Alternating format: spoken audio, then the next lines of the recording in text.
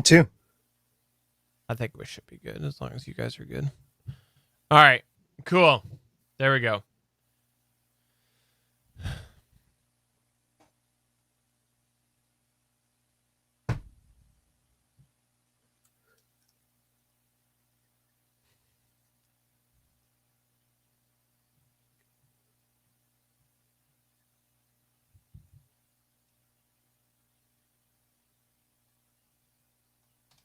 One sec, everybody.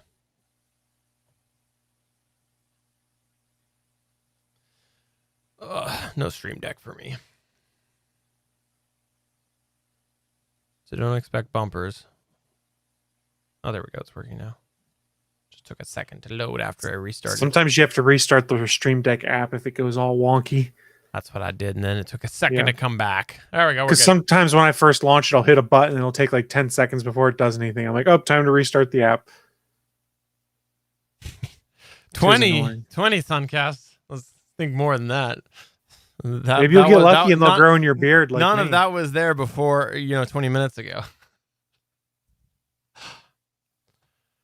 Yes, I think this was a fantastic story, SP, and I'm so glad you shared it because this is smart home tech to the rescue, combined with laziness, which meant you didn't have to get out of your chair. So, like, you put these two things together, not having to stand up, being able to have the smart home solve the problem, and that's a Stephen John Drew story that he can get behind.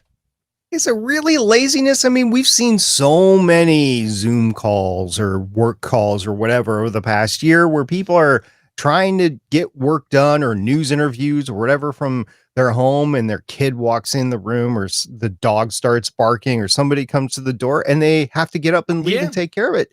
I didn't have to do that. It's not laziness. It's I was recording a podcast and I got to continue recording the podcast, and I also accepted delivery of this new range hood. All I got to say is that I am so glad that you were home on the range hood. Oh. You've been holding on that for a couple of days, haven't you? And 15 minutes during an edit point that nobody else heard about that's watching this in the post show, which is why you should come live to geeks.live if you want to see all of the magic happen on Sundays at 8:45 p.m. Eastern at Geeks. You mean Mondays? Mondays. What did I say? Sundays, Mondays, same difference.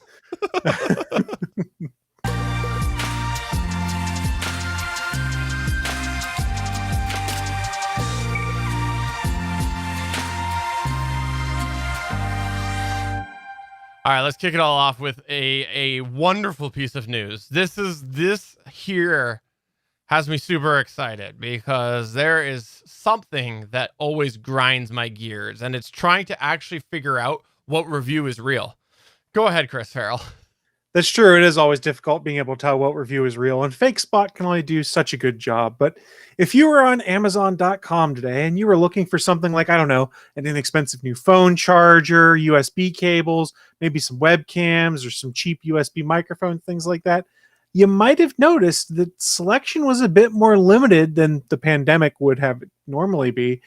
Yeah, there's a reason for that. There was a bunch of stuff that was delisted, some temporarily and some still as we record this, from Amazon.com. You might be wondering, well, why is this the case? Well, here's what happened. Today, uncovered was a fake review, not pyramid scheme, but kind of payment plan that was going on. So Amazon removed a bunch of things from their stores. Like individuals have stores, like say, Vendor X has their marketplace, things like that. A lot of these were all shut down and their products are no longer purchasable because, fake reviews is a violation of the terms of service to sell through Amazon. That's the problem we have today. Online safety advocate Safety Detective uncovered a massive trove of data pointing to a wide-reaching pay-for-play review system purportedly focused on China-based phone and computer accessory companies that sell on Amazon. This leak exposed a system of companies paying to generate real-looking but completely falsified reviews for new products. So what was their goal here? Shoot up the Amazon rankings for having a high number of positive reviews with a good rating, and then starts the water wheel of purchases in real reviews after that. The system would basically have third-party companies buy products, then submit favorable 5-star reviews from fake user accounts. They were then reimbursed for these products, and then a little bit extra, of course, via a separate payment platform to protect the integrity of the verified purchase markings that you see in Amazon reviews. The leak that was found by Safety Detective shows over 75,000 Amazon accounts being used for the services, although at this time the true scale of this has not been uncovered and is not yet known. One thing to keep in mind, it isn't clear how complicit the product selling companies were in the system, but it'd be hard to imagine that they weren't aware of something going on to cause massive numbers of positive reviews to show up spontaneously. If you want to be charitable, you could say that there might have been people external to the company that were trying to pump up these brands, but it seems kind of unlikely. So one of the things that was surprising to me, I read this news story, I want to say probably about 3:30, 4 o'clock this afternoon. I went on Amazon and I was like, let's look and see what vendors I might recognize that aren't on there anymore. And one of the vendors that I could not purchase anything for is a vendor I've had good experiences with. I've bought USB-C cables from them. I use them for Android Auto in my car right now. I've bought USB battery packs from them before. Nothing crazy expensive or anything like that, but just basic accessories. That's a company called Aukey, A-U-K-E-Y. And I'm sure a bunch of folks who are watching this, if you buy cables and stuff like that, you've probably heard of them because they generally have a wide selection of USB cables for cell phones, computers, things like that, all sorts of stuff. I was really surprised that they were delisted for a while. You went on Amazon's site, even their storefront was gone. Now, as we record this on May 10th, it's about 9:15 p.m. Eastern. Right before the show, I popped on there to see if the Aukey storefront was back. It was back. However, I could not purchase anything in the storefront, and not all items in the storefront showed up. And when you found a listing for something like, say, a USB-C power adapter sold by Aukey, it would just say currently unavailable. So it appears that Amazon has cracked down on some of these folks that are presumably involved in a review scheme and have basically said, yep, you can't sell through us right now. And I'm sure we'll see more shake out.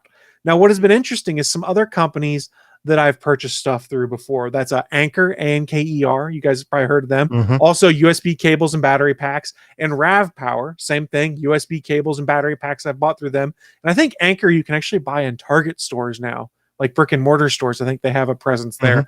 These companies have not been delisted. There has been no indication from Safety Detective or anyone else investigating this leak that those two companies were involved. But who knows at this point in time? We may find out something later down the road and see them get delisted. Just be wary. I mean, we've always known that some of these exclusively Chinese companies that sell cables for cheap, it seemed very suspicious when they'd launch a product and you'd automatically have like 1,000 plus 5-star reviews. And you're like, Yeah. this just came out like a week ago. How did this happen?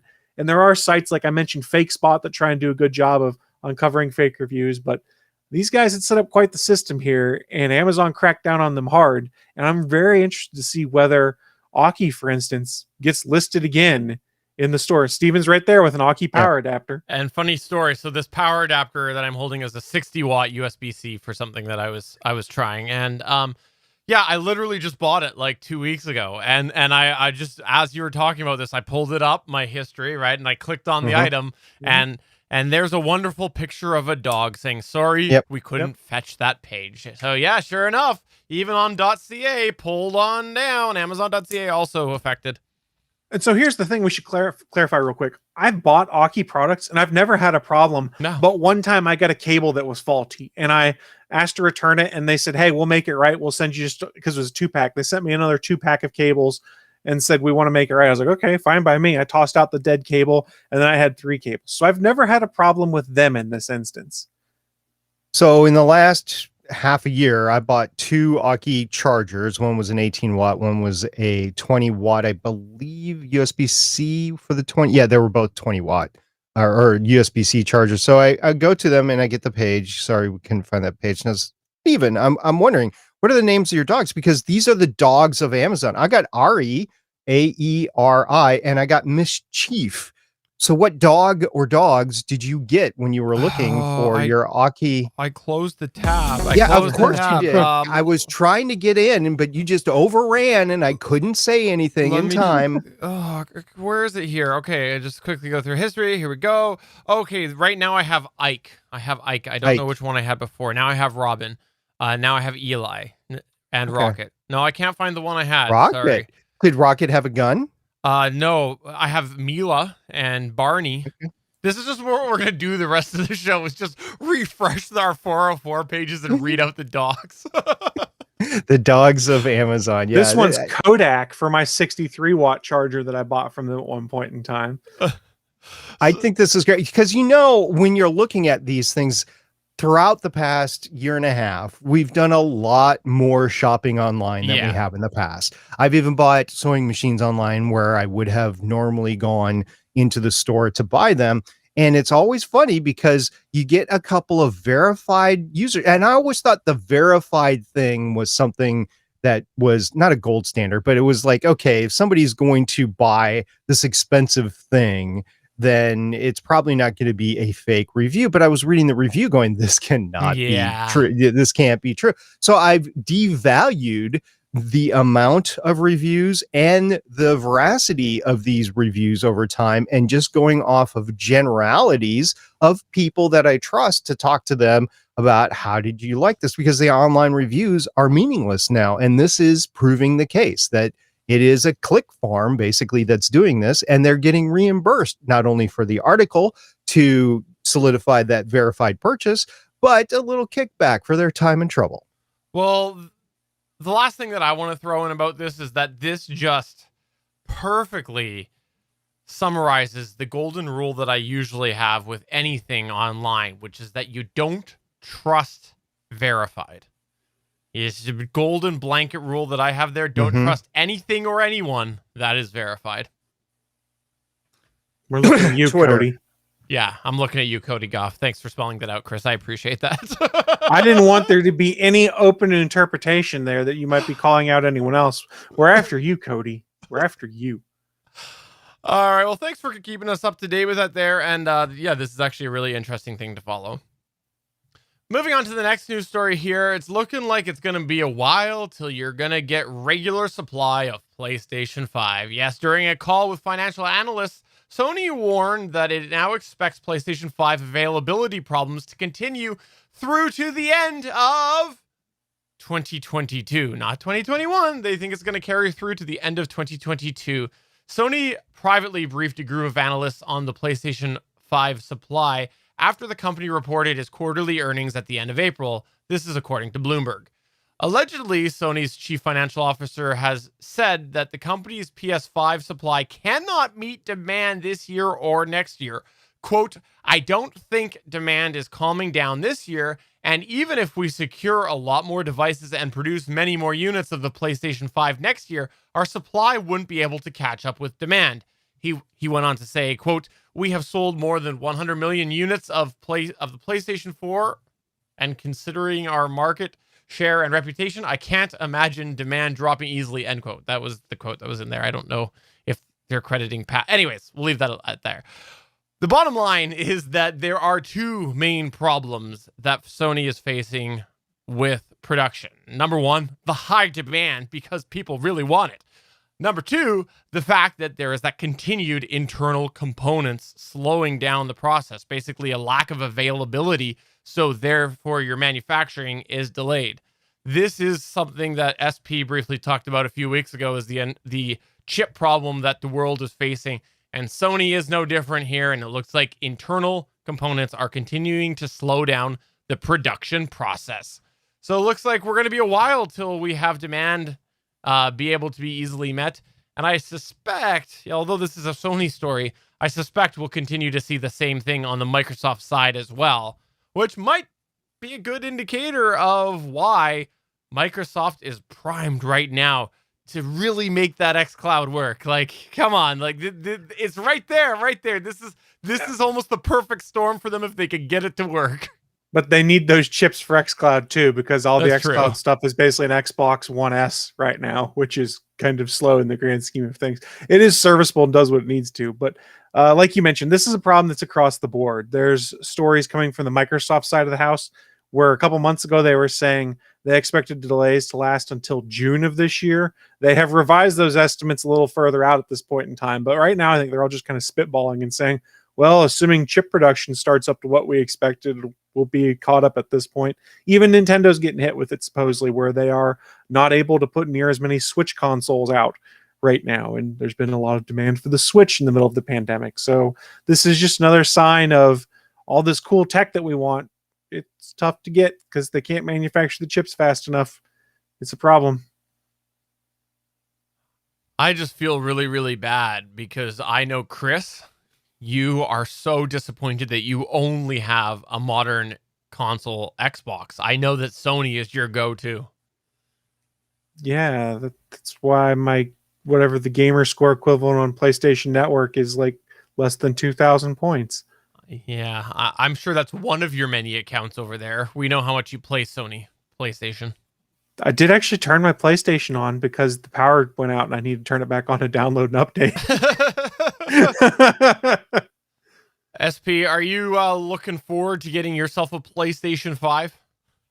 I am eventually, but I'm not going to play these jacked up prices for any of them. And I'm wondering long term if this is going to affect the online gaming services that each of them have. I mean, if there's less consoles out there, there's just going to be inherently a less demand for the current gen or next gen of online gaming services from all these companies that just can't get their stuff out. I mean, right now it's probably not a big deal, but if this persists for another couple of years where supply is so low or it's the costs of these things are so high, it's just people are just going to weigh into it. You're going to have your core group of gamers. I'll grant you that, but the wide adaptation of people like me who don't game that often. Yes, I have gamer accounts on both PlayStation and Xbox, and I'm paying for those services. But if I can't get the next generation of consoles, eventually I'm going to be like, oh, well, bye. I'm not playing There's these nothing games to play anymore. on them right now, though.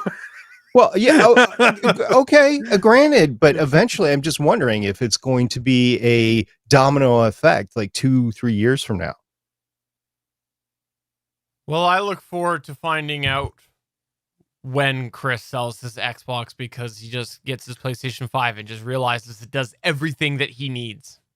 He's not going to sell it. He's going to send it to either you and me. Oh, and I'm right. guessing he's just going to send it to me because those tariffs across the border, they're just outrageous. So I'm going to get it. Thanks, Chris. Sure. All right, well, moving on to the next news story here. What's going on in the world of Blue Oregon? Is that what it is? It's Oregon? Like the state, the trail. The trail. I was thinking it was Oregon Trail, yes. Might as well be Oregon Trail because we're talking about the pioneering of space tourism here. And I put a tweet out, there's a lot of space news that's been happening on a weekly basis. I put another tweet out on the Get a Geek Twitter account. So you want to get your 2 cents in on which news stories that I cover for space every week. Pay attention to that on Sunday and Monday. I sent out a tweet with a voting, the thing that you can have multiple options on. You select one of the options and you vote on it, and a poll. That's what it's called. Poll. Oh, not the type of poll that I usually find you on Sunday evenings. No, and that's just a private broadcast to you. Okay. So, yeah, I put a poll out, and apparently a lot of people want to hear about Blue Origin. So we're going to talk about Blue Origin. In the past week, Blue Origin announced they are targeting July 20th, 2021, which is the 52nd anniversary of the first crewed lunar landing, for the debut astronaut launch of its New Shepard vehicle. The announcement for the flight was on May the 5th, which is the 60th anniversary of Alan Shepard's pioneering 15-minute suborbital flight for the United States in 1961. Of course, the Soviets beat the Americans to the suborbital flight and to the first orbital flight. But this was the first one from the United States. So the New Shepard rocket vehicle is, in fact, named after Alan Shepard. And the planned flight for the July 20th is estimated to be about 10 to 12 minutes long, according to a flight profile graphic posted by New Origin. And that's pretty much equivalent to the 15-minute suborbital flight that Alan Shepard took.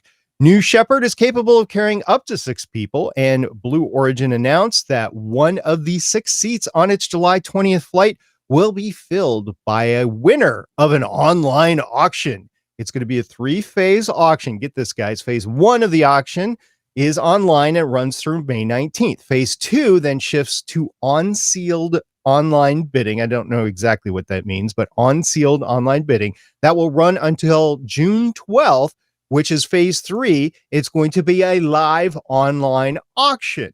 Now, this is very important because it's probably going to be the only chance for the public to get on board the capsule for the first suborbital flight.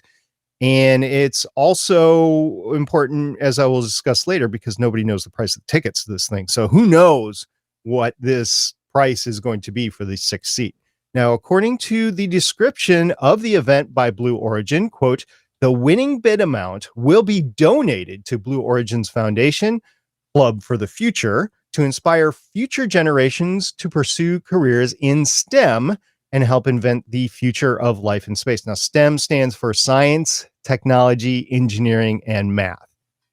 New Shepard has 2 parts. You have the rocket and the capsule. They're both called New Shepard. The rocket ends up back on Earth with a short powered touchdown after its flight and separation from the capsule. I think all 3 of us watched that either live or near real-time live with its latest test flight that it had. So it comes down very similar to what you would see a Falcon 9 booster. So the capsule itself lands softly under parachutes and a puff of air that comes out. I don't really think the puff of air does anything, but apparently they do, after its suborbital flight. New Shepard has completed 15 uncrewed test flights to date, the latest on April 14th, 2021. That is what I was referring to before that we watched live. New Origin has not announced to date what it will charge for a seat. I did go back and I looked over the past week. There was nothing that said that New Origin will charge for a seat. However, there was a lot of comparisons to another company out there, which is charging $250,000 per seat. I don't know if that's going to be it for this, because the other company is an airplane. This is an actual rocket. I don't know if the price goes up because of the rocket or down. Are you comparing to Virgin Galactic? Is that what it is? I may or may not be. Yeah, yes. no, and I'm not going to make the joke this time because I'm legitimately, that was going to be my question for you. And I vow I will not make Virgin Galactic jokes for this episode because I legitimately wanted to ask this. Virgin Galactic was the one that we were following because of the space tourism. And so when I saw this news article here, it kind of made me think, wait, did Blue Origin just like beat them at their game? Because Virgin Galactic was supposed to be the space tourist, weren't they? Yes, that other company would have beat I said, Blue Origin. I will not make you go ahead and say it. I won't make the joke. I vow not to make the joke. I believe Virgin Galactic would have beat Blue Origin to the game here, but they had a couple things against them. First of all, they had the tragic accident that occurred, and then they ran into delays when they were creating and then test flying the new generation of ships. They have a couple of ships ready to go, and they're perilously close to actually having somebody up there. And I believe Branson himself said he's going to be on the first flight that went up. Don't quote me on that. It's just my memory of what things are going here on Virgin Galactic.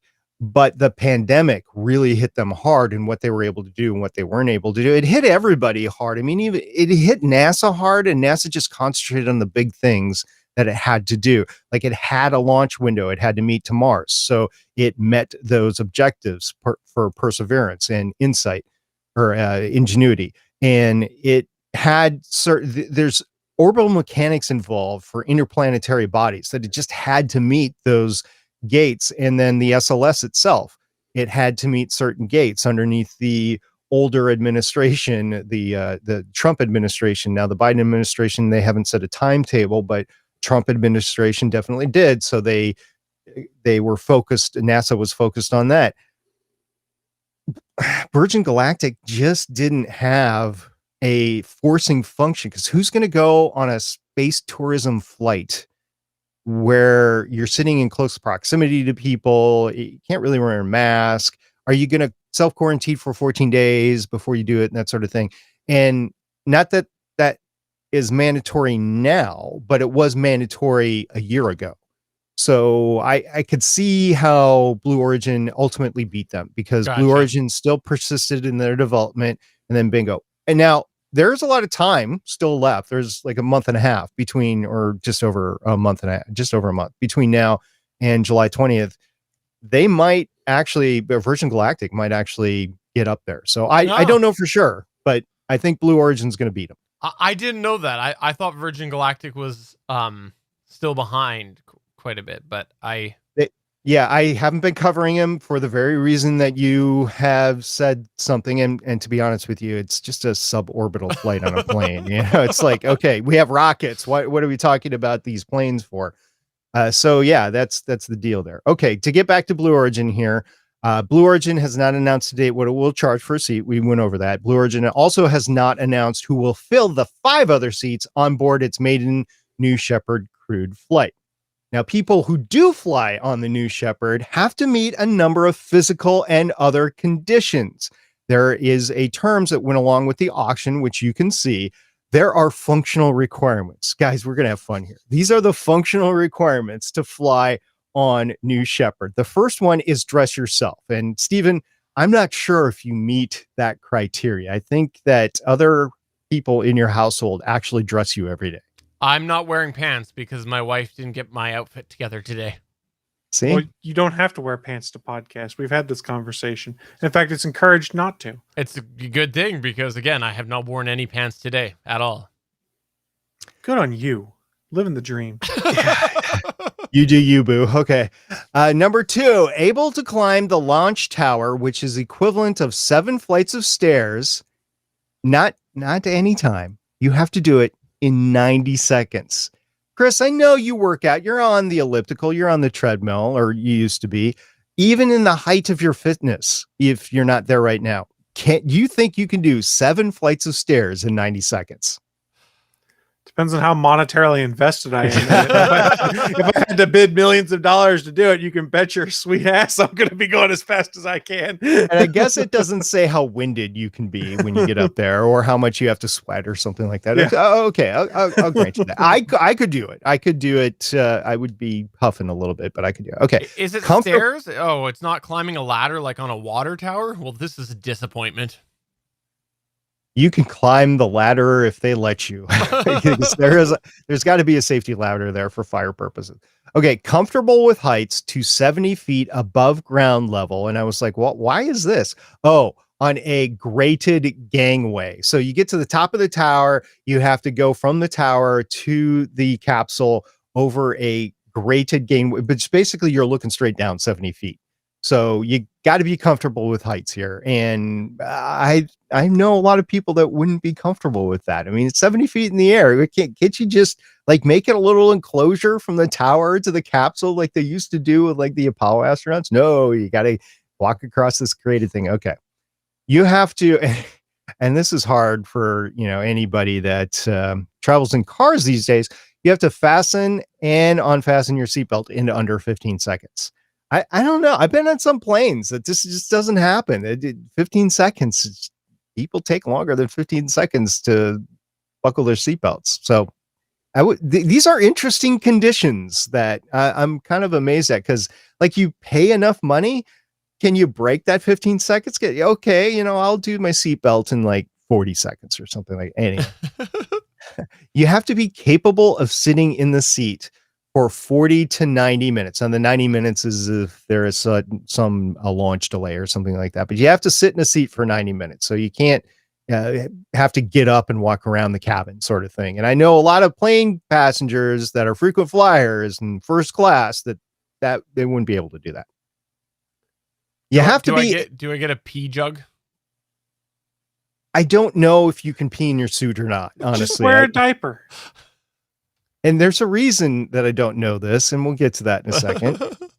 Okay, you have to be 18 years old, which I am way more than 18 years old, so good. You have to weigh, and they made me do some math here. You have to weigh between 50 and 101 kilograms. I was like, okay, so how many pounds is that? I could do a rough estimate in my head, but no, since I'm doing the podcast, I actually went out and did the math. It's between 110 to 222 pounds. So, Stephen, you could not bring, I'm assuming your kids are less than 110 pounds. You could not bring your kids on this ride. All right. Well, that's one of the ends of the spectrum that excludes me. Okay. So you have to be between 152 and 193 centimeters tall, which is roughly 5 feet to 6'4". You have to be able to withstand 3 Gs of acceleration during the launch, which is about 2 minutes. Okay, yeah, that's actually not that bad, guys. I've done it before. It's not that bad. You have to be able to withstand 5.5 Gs quote, for a few seconds, unquote, during reentry. This might be a little bit more because they don't say it's positive or negative G's. I'm That's what I was assuming it's gonna ask. positive. I'm assuming it's positive. If it's negative G's, I'm going to pass out. I'll be honest with you. That's a lot of negative G's there. I mean, fighter aircraft, they're designed, if it's a piloted fighter aircraft, they're designed to pull 9 to 12 G's in the positive direction, but you go negative. They're like, the computerized controls, they do -3 G's, and that's it. They know you're going to pass out beyond that. So 5.5 negative G's would be a lot. The other thing is you have to understand instructions in English from a ground crew member in an environment where the noise level can reach 100 decibels. And I'm like, ooh, that actually might disqualify me because I don't know if I could discertain that because I have ear issues. You guys know that, right? So I don't know if that would be. And then you have to see and respond to alert lights in the capsule. So you guys, of those functional requirements, other than the dress yourself thing, what is your favorite? Chris, what is your favorite of that? That's tough. That's tough. I think the seatbelt one just makes me I'm entertained by. Yeah. Stephen, what is yours besides, the I get to leave my kids at home for this ride one? The part that I get to pee my own diaper. That was one of the requirements, right? Okay. Well, this is why that's a good point. So this is why I don't know the answer to that is because in order to do this, you actually have to sign a Blue Origin non-disclosure agreement. So I think that includes like peeing in suits and stuff like that, because I didn't see that. So you have to sign an NDA. You have to sign an informed consent. You have to sign a waiver of claims. So if something happens to you, you can't sue them. And you have to sign a standard launch services contract. So, going up in the space tourism, it's not like buying a ticket to Disney World. You're actually doing training. You got to do all these functional requirements. It's not just like the height requirement for rides at an amusement park. Like you stand up on your tippy toes and you can actually get in. No, these are pretty strict requirements, I think. And it's going to limit the number of people that do this. Now, that all said, we're talking about the cost per seat. And there's guesstimates out there by economists that this would appeal to the 6 million or so people in the world that have a net worth of 5 million or more. So I guess they're considering if you have a net worth of 5 million, that you could pay 250,000 for it. And there's 6 million people in the world that can do that. Oh, I'm glad that I am included in this. That's all those great Tesla stock choices that you made last year, right? Yeah, no. So when do we get our salary then? That's how I made my money, was by shortchanging you for all these episodes. I see. Skimming off the pot. Well, this is interesting. And yes, I will definitely not be doing this because, again, I am not rich. I know you're shocked. You're saying, Steven, you have a hobby podcast that gets like 5 listeners. I'm shocked that you don't have $5 million. There's nothing that says this auction is going to be won by more than $5. I don't know if there's a minimum. I don't know if there's a reserve. You could win this auction by 10 Canadian dollars, which is like $2 American. Well, I look forward to finding out how much the person actually paid, which will be a lot more than $5. Well, moving on to the next news point here. What's going on with Google foiling Roku's plans? What? Yeah, so go figure. Roku's not getting along with another person that has an app on their platform right now. Again, and we'll get it. Shocked am I? Peacock and HBO Max say hello. So a friendly reminder, probably about a year ago or so, I did a Tap That App segment where I talked about YouTube TV. I had a generally positive impression on it. And one of the things that I really liked about the the app rather, was that it was available on pretty much any set-top box I wanted to put it on. Yeah, that's not the case anymore. Google and Roku they're stuck in the middle of an ongoing feud. So let's go through the current history so we can talk about how Google kind of circumvented some things that they did. So if you had not been paying attention, Roku and Google needed to renew the contract for YouTube TV. That's the TV replacement app I talked about on the Roku platform. The two companies weren't able to come to an agreement on the new contract. This has resulted in YouTube TV being pulled from the Roku store. Now, it's not as bad as it could be yet. If you have already downloaded the YouTube TV app, they are not removing it from your Roku devices yet. However, if you had just signed up for YouTube TV and had not yet installed the YouTube TV app when this contract ran out, you are SOL until we get to what Google just announced on this last Friday in a blog post. They're doing an end around on Roku, and what they have done is stick the YouTube TV app directly within the YouTube app that you can download on the Roku right now. YouTube and YouTube TV and YouTube Music, those are all things that exist as separate apps. And when the YouTube TV contract expired and the app was taken off, they decide, well, we'll jam it in the YouTube app because that doesn't expire until December with Roku. Since the YouTube app is still up and running and available, they were pretty easily able to basically shove a link in there that opens your YouTube TV content. Now, this is not exactly unheard of here. If you've used the YouTube Music app before, it's pretty much the same thing. It's basically just a version of the YouTube app that takes you directly to music. They're pretty much the exact same thing. Google has said they are still trying to come to an agreement with Roku for their mutual customers, but Google did threaten Roku with further escalation because, remember, the YouTube app, the deal runs out in December. If they haven't solved it then Roku could pull that. They said, we're in discussion with other partners to secure free streaming devices in case YouTube TV members face any access issues on Roku. Meaning, if Roku doesn't renew the deal, Google's like, we got plenty of cash. We're going to give everyone Chromecast devices basically to ensure that you can still watch YouTube TV. That is my guess to what they're going to do. A few weeks ago, Google did offer to renew the YouTube TV deal under the existing reasonable terms with Roku. Roku kind of said no. They seem to be the current aggressor. It gets a little fuzzy here. YouTube did the end around on them. Roku's obviously mad about it. More is going to shake out here. But why are these two companies really fighting?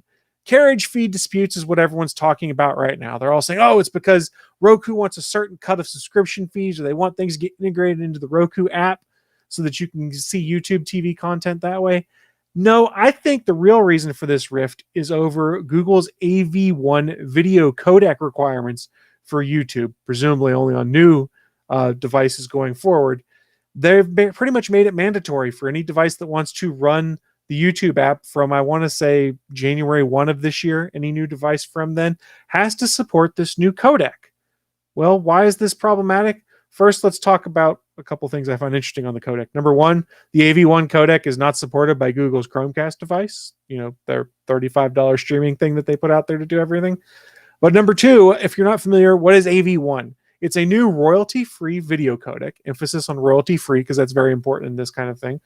It is presumed to be the next de facto video standard, so much so it's backed by Google, Apple, Amazon, Netflix, Microsoft, Samsung, Intel, Facebook, ARM, Hulu, and a variety of other companies. Why are these companies interested in AV1? Because it will save on bandwidth for streaming companies and customers. Basically, it makes it more efficient to stream things. Now, it does require hardware decode support on cheaper devices, such as a Roku box. Google wants to make AV1 a requirement for YouTube. That requires new chips that are more expensive than what Roku wants to put in these Roku devices. Now, we've seen how Fire TV sticks and Roku sticks can all be like $35. That's because the chips they are using are not exactly the most cutting edge or high powered chips. So Google's kind of forcing the hand here a little bit and being like, hey, if you want to keep using our services, you have to support this codec that's going to save us and anyone else that supports it a lot of costs because it cuts down on bandwidth, but is putting that cost, that added cost, onto Roku here. So we have kind of an old-fashioned standoff going here, and depending on which side of the fence you fall on, you may have different views. Some people are going, oh, this is an unfair requirement to levy on Roku. Other people are going, I just want to watch my YouTube TV on my devices. It's going to be very interesting. And as someone who sits in the cord cutter subreddits and the YouTube TV subreddits, I'm surprised to see it's kind of an even split as to who people are mad at. It's not like there's one definitive favorite on any of these subreddits. But I will say this, if I can no longer access YouTube content on my Roku, and I mean regular YouTube or YouTube TV, I will happily replace it with a Chromecast or a Fire TV Cube or something like that. Because as someone who has cut the cord to consume YouTube TV content, not having it is really a no-go for me. So I kind of salute Google's kind of FU to Roku right now. We're like, fine, we're going to bake it into the YouTube app, but it's not a long-term sustainable plan. So hopefully they come to some kind of agreement at some point here. You went into a lot of technical detail that I don't have with my own conundrum. And if you have listened to the Gonna Geek show for a while, you know what I'm about to say, but just because it's applicable here, I will state it. So I got really fed up with Apple over the past year and just went all in on Roku. I had to buy a new Roku device on a TV that had an Apple TV Generation 3. It was just wasn't cutting it anymore. So I bought a new Roku device to throw on there. And when I did over the holidays, I discovered that the Spectrum TV app their contract was deleted from Roku in like mid-December. I want to say December 14th of 2020. So it's no longer there. Now, if you have the Spectrum app on your account, you can actually still add new devices to it, which I was pleasantly surprised because I was able to throw it on the new Roku device that I had. But you can no longer download the Spectrum TV app on Roku. Now, there's pluses and minuses here. I get it. Roku's got to make some money, right? And on the other hand, Spectrum's saying our customers don't want to pay any more money, which is true, which is why I'm looking at cutting the cord this year, which still might happen. So I get what's going on here. Roku has no revenue generation capability beyond the sale of the hardware, and it's cheap. They just don't have enough money to pay for all this stuff that everybody's demanding payment for. So I just see this as a losing battle over time, and Roku might go away eventually. They've got market share right now, which is the thing they have going for them. But the thing that hurts them is they are not a content provider like many of these other folks are. Like Roku doesn't provide content. Amazon makes sticks, streaming devices, also provides content. So there's guaranteed to always be something there. Google, content and devices, and other Android TV devices that then license Android TV or Google TV on there. Apple, content and device. So Roku is the odd man looking out on the outside looking in. And this worked many years ago before people bought into streaming sticks, streaming devices, things like that. And Roku was able to get pretty favorable terms back then too, because people weren't really buying into it and signed longer deals then because they wanted to get some cash out of Roku. Now it's time to pay the piper. And you're looking at these things and these guys are going, well, I have my own devices. I don't necessarily have to be on yours. Granted, Roku, I think, still has the best market share out of any of them. But if you're a company like Google or Apple, you've got what we'll call FU money here, which is, okay, you don't want to carry my content. I'll find an end around, or I'll just give everyone that is a subscriber to my service a free device so that they can continue to consume it. And then you don't have anyone on your platform. I don't think Roku's going anywhere, but I think these negotiations between them and content providers in general are going to get more and more contentious because they don't have a way to be like, well, we won't give you this if you don't give us that, because Google can be like, well, you don't get access to YouTube if you don't put our devices have access to your content, things like that. I completely screwed up that analogy, but I think you guys get what I'm getting at here is they've all got something on each other to kind of force deals to happen, and Roku doesn't, other than market share, which will continue to dwindle if they don't make deals. I'll say right now, I hope that this is the end of Roku. I legitimately do. I hope that we no longer have Roku in play, because this is not the first time that we've been in this situation, and it's bad for consumers. And I think objectively, if we were to look at what the demands are here, I think Google is pushing too hard with the AV1 requirement because it's a physical requirement that they also don't have a solution for their own hardware. Yes, I get that all of these other companies are pushing towards the AV1 codec, but we'll see when those companies actually go and push that out, because we know that there's Apple TVs, older Apple TVs that are being used by lots of the Apple profile. I highly doubt Apple will force users to upgrade to a current gen just to have that tech necessary for AV1. I highly doubt that. I think Apple will play it longer and have the different versions. Well, one thing to keep in mind, this is future proofing is their plan here. And just because devices that exist now don't support it doesn't mean it won't long term. And I'm sure they'll do dual support for an extended period of time. Yes. I think Google's intention here is to be like, we need you to move forward with this plan, because if you don't, that's what is Roku, 32% market share Yeah. or whatever, So that doesn't use this advanced codec, which costs us a boatload of money. Apple did the dual support for a while for that generation 3, but it's a piece of crap now. If you Yeah. have to use it, you need to upgrade to what is essentially the 4 or the 6, because they replaced the 5 with the 6. That's the options right now to use the devices in full functionality. But my point here is that, like, obviously this is Google pushing again for something that Roku cannot meet, and they don't have this. They're under all of these situations that you just mentioned where they don't have any leverage and there's no ongoing revenue stream and whatever other than hardware. They don't. And we constantly have consumers losing support for apps or whatever, where these terms are expiring, and I think that it's just putting consumers in a bad spot by having Roku as an option where this is this perpetual problem. SP is an example of that. He had a problem with Apple TV. He wasn't willing to wait, and he defaulted to Roku. I wish Roku wasn't an option for him, because now that was at the time his best option, which this is another situation where potentially he could be affected. If Roku hadn't been an option at the time, he might have picked something else. But because Roku does things just so good when it's good, people often go to it as their fallback, like SP did. And I think that it would be great if they were gone, because then people might put up with a few other problems, but maybe not have this level of perpetual apps leaving. So I would like to see Roku gone.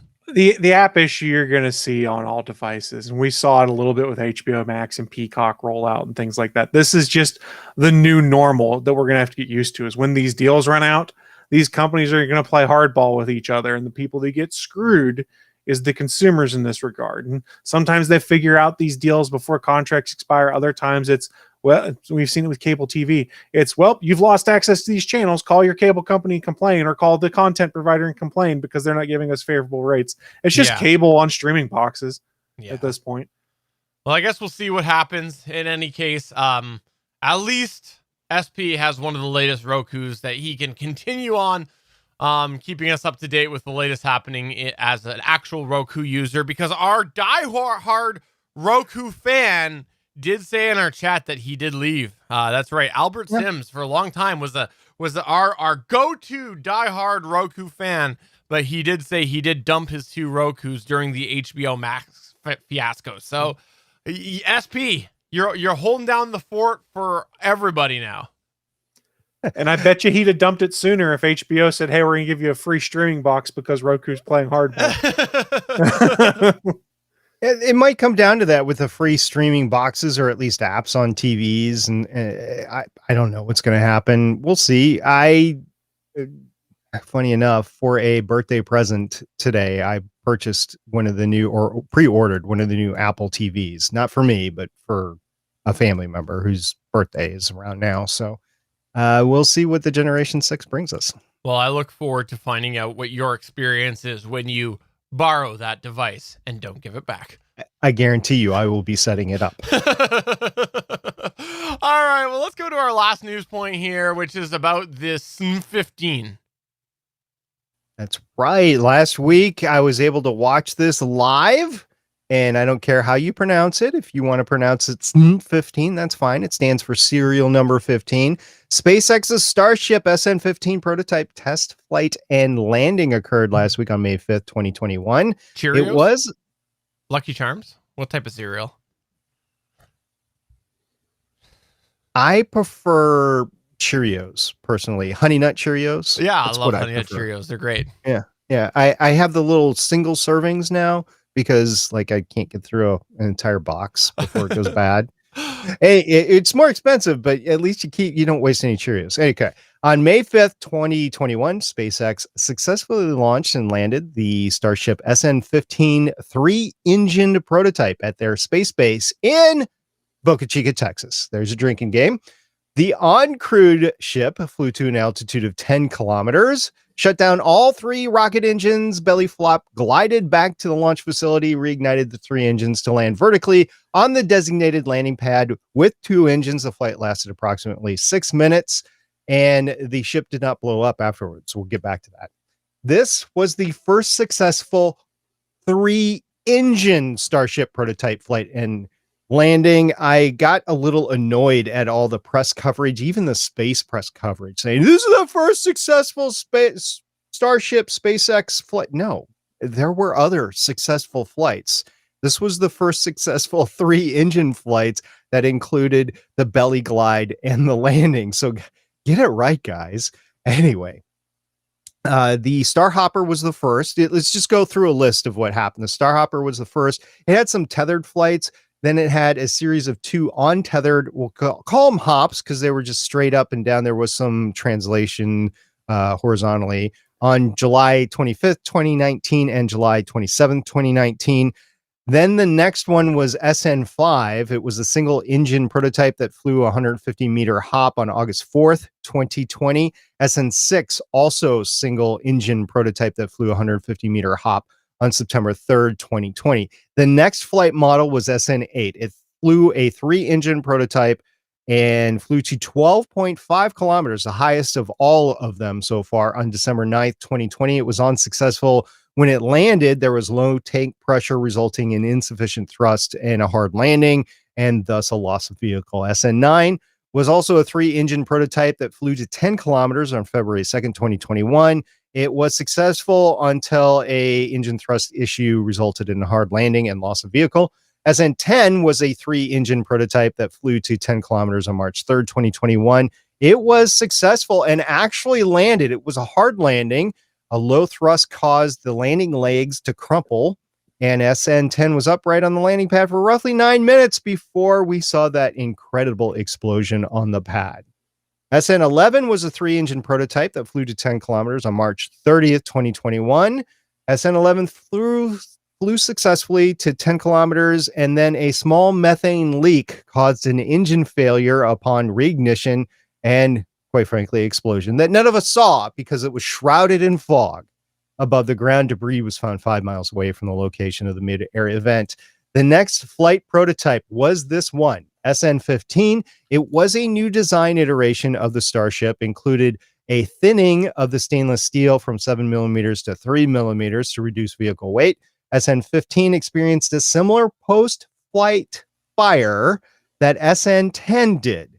However, SN15 was able to undergo safe procedures and prevented the loss of vehicle post-flight.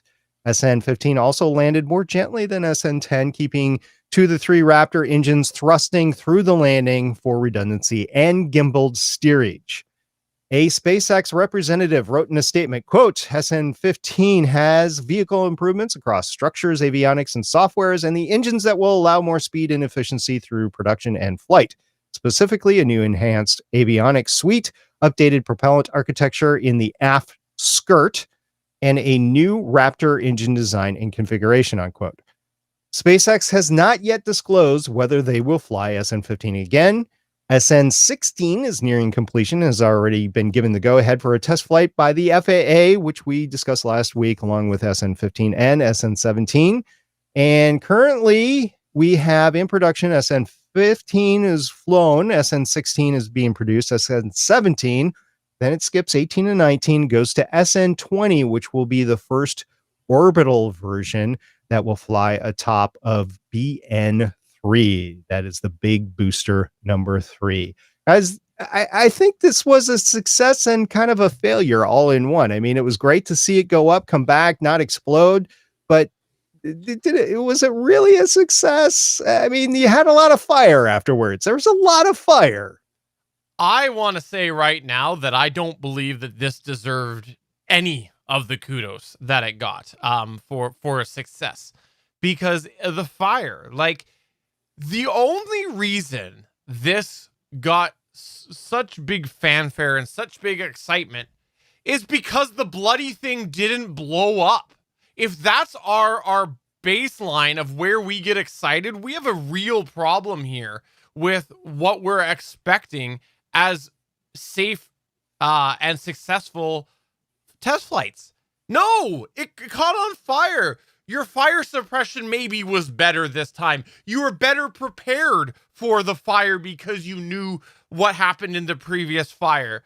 There's nothing to say that the fire was more in control there's nothing to say that the fire was more under control because of anything to do with the rocket. It very well could have been just the fact that they were better prepared. The fire, like you said, looked the same. If it was a flawless flight, then yes, absolute kudos. But there was a moment there where we were all watching, wondering if it was going to blow up. That's not a success. And honestly, I'm annoyed with how much people have cheered about this quote success. There were live streams going on for the next day. I know. Waiting for it to explode. I will qualify one thing. It did land lighter than SN10, meaning they had a successful reignition of not one, but two Raptor engines, which they kept lit all the way to the bottom to provide enough thrust so it wouldn't crush the aft skirt, and thus providing more of an avenue of additional fire that led to the explosion. So there was a slight flight profile differentiation between the two that allowed for less wreckage, basically, when it came down. But I'm still wondering about leaks. I'm still wondering where that fire came from. SpaceX, to my knowledge, has not disclosed what has happened. The SN15, the last I checked today, was still on the landing area. And I think SpaceX is wondering what they're going to do with this thing. They did roll back SN5 and SN6 back, the successful flights, back to the production area eventually. But there has been no movement right now of SN15. Chris, you haven't had a chance to say anything yet. Well, let me play devil's advocate here, Stephen.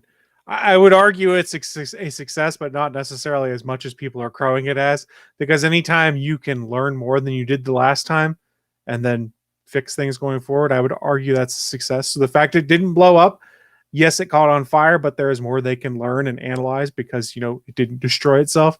I would argue that's a win, and that's progress moving forward. Not as much progress as many are trying to tout it as, I don't think, but I think we can learn from it, as SpaceX can learn from it, and we move on. So I don't think it's as negative as Stephen was taking. I don't think it's as positive as many people are taking it. I think there's more we can learn, and I look at that as a good thing. Maybe it's because I watched too much Mythbusters growing up, which was, even in failure, there's success. And the success here is we learn more about what the problem might be because we have more evidence on hand now. I will say that one of the conditions of the flight of the FAA was if anything happened during the flight that would need adjustment of the safety protocols for the next flight, that they would have to pause and reevaluate the safety protocols. I think we're in that mode that they have to take a look at the safety protocols. Did they work? Did they not work? Are there others that need to come into play? Because if SN16 goes up, comes down, does the same thing, the leak or wherever the fire came from is just a little bit worse, that thing could explode on the pad again. And then you're dealing with a lot of debris flying everywhere. I mean, everybody's safe. Everybody's at a safe distance, but it's just a heck to go through the recovery process and try to figure out, like Chris was saying, what actually worked, what didn't work. You can actually see the wear and tear on the hardware. Whereas if it explodes, it's like, well, was this caused by the explosion or was this caused by the flight and the wear and tear on the vehicle? So yeah, we'll see when SN16 actually flies. Remember, Elon is on a deadline, a self-imposed deadline to fly BN3 into orbit on or about July 1st, 2020. He's trying to make that flight because he has now that lunar contract to land Starship on the moon in 2023. Does he still have it? They haven't said that he doesn't have it. Protest hasn't changed anything yet. Okay, gotcha. Well, let's see what happens next time. And yes, I would love a true success. But that's gonna go ahead. What would you define as a true success, Stephen? I'm just wondering. What would you? I would start with not being on fire. that would be one of them. Basically, nothing went wrong, is what I would say. Well, how can you tell if nothing went wrong? It might not be a physically manifested something that went wrong. Like, I don't know, maybe they just decide that, okay, we're going to go 2 engines, but if we only reignite one and we provide enough thrust, then we can get down to the pad, but that's still a failure. But you don't know because they're not saying that they need 2 engines versus 1 engine at the reignite point. So I mean, okay, I agree. No fire, good. But Well, no, you just changed the test parameters there, because if they went out and they did that and they said we're not going to light 2, we're going to light 1, and they landed as 1, then that would be, and there's no fire, that would be a success, because they set out to do something and it went off successfully. Here they set the 2 engines, and I'm pretty sure they did not plan to have it catch on fire, thus it was a failure. So it's got to be the test parameters have to have nothing go wrong, whatever that is. Now, are there... Sorry, go ahead. That's what I'm saying is we don't know all the test parameters. Like on this test flight, we didn't know for sure that they were going to light 2 Raptors all the way to the ground. We thought they were just going to down select to 1, and they had 2. Which, and again, fire is bad, but... Agreed. Fire is bad. Especially Thanks, with rockets. Frankenstein's monster. But that's going to go ahead and take us to the end of the show. If you don't like your rocket ships catching on fire, we would encourage you to come over to our Discord at GonnaGeek.com/Discord and chat with us while we're not recording this show, because we got a lot of great people over there. And I don't know, maybe you'll find some people there that are pro rocket fire. Come on to GonnaGeek.com/Discord and get in a brawl with them over there and debate whether rockets should be on fire or not on fire. Well, I guess it depends on if you want to see them explode or not. Where's the fire? Don't you need it to launch? Oh, I like it. Chris Farrell, what would you like to plug or promote this week? Friendly reminder, we do stream a lot of content here. So if you're watching the show live right now on geeks.live, you can scroll down to the bottom of the page, see the calendar of upcoming live events. And if you're not watching live, head on over to geeks.live and scroll down and see that same calendar and go check out one of the other shows that streams on this channel. SP? I had the opportunity to be on an episode of a friend of the network, actually a network member, Josh Liston. He has a podcast about podcasting called Dead Set Podcasting. I was on an episode, actually a couple episodes now of it. Episode 63 started a 3-episode arc, TV podcasting in 2021 and beyond, with SP from Better Podcasting. That's another show that I do on the Gonna Geek Network.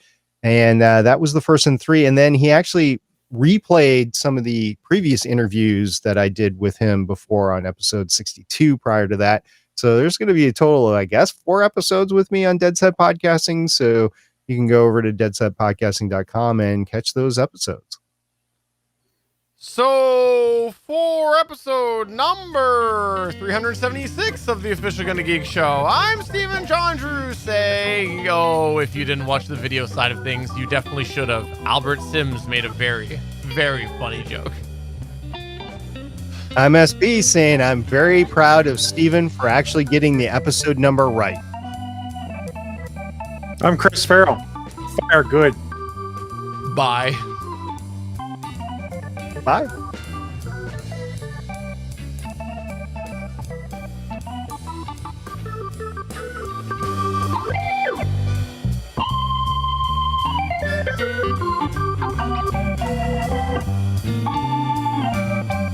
Thanks for checking out another episode of the official GonnaGeek.com show. If you like the show, please give us a 5-star review in Apple Podcasts or a thumbs up on YouTube. You can always join us for our live recording sessions, which stream Mondays at 8:45 p.m. Eastern at www.geeks.live. And remember, you can find our full back catalog at GonnaGeek.com/show. If you're itching for more geeky content, check out other shows on GonnaGeekNetwork.com. Voice work was by Emily Prokop of The Story Behind podcast. That's it for this episode. We hope to see you back again next week.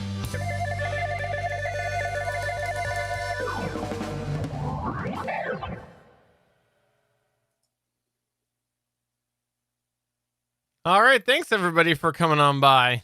Yeah, maybe one day I'll fix it. It'll be like 2019 where it'll be the last episode, Albert. He's just trolling you right now, Albert. I know. Place your He's bets just for doing it. when he changes it. He might never. Well, thanks everybody for coming on by. We hope you had yourself a fun time. Thanks Thanks to for sticking with us. these two fine gentlemen for all of their wonderful news stories this week. And Just thank everybody that replied to the poll on Twitter that I posted earlier today. That was, I mean, there was a variety of different stories that I could cover, and you voted on which stories I covered. So we'll just play it like that. I'm going to see what dog I have. Brandy. I have Brandy right now.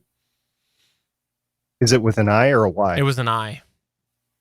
Oh my. Now I'm on Frodo and Clancy, PJ and Lucky, Rufus, Kodak, Airy, Cannoli.